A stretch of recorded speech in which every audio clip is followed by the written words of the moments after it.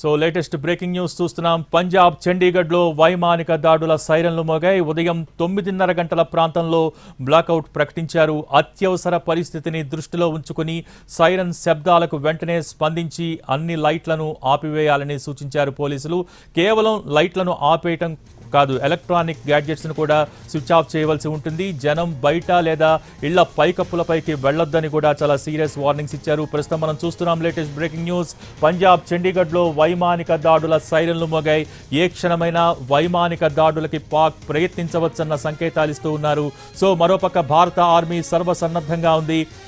వైమానిక దాడులు జరిగిన పక్షంలో వాటిని ఎదుర్కొనేందుకు వాటిని ఎక్కడికక్కడ నిర్వీర్యం చేసేందుకు భారత ఆర్మీ సర్వసన్నద్ధంగా ఉంది.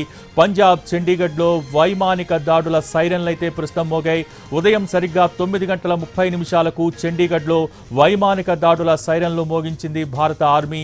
సో ప్రజలందరూ జాగ్రత్తగా ఉండాలన్న సంకేతాలు ఇచ్చింది. ఏ క్షణమైన వైమానిక దాడులు జరిగే పరిస్థితి ఉంది. సో అందరూ చాలా జాగ్రత్తగా ఉండాలి, ఇళ్లలోకి వెళ్ళిపోవాలి, ఎవరూ కూడా బయట తిరగద్దనే ఒక సంకేతాలను అయితే ఇచ్చింది. ప్రస్తుతం ఆ ప్రాంతంలో బ్లాక్అవుట్ ప్రకటించారు.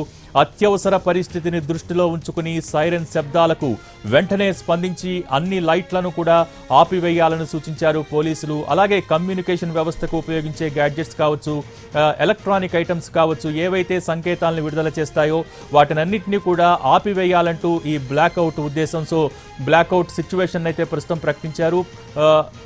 చండీగఢ్లో ఉదయం సరిగ్గా 9:30కి భద్రతా దళాలు సైరన్ను మోగించాయి.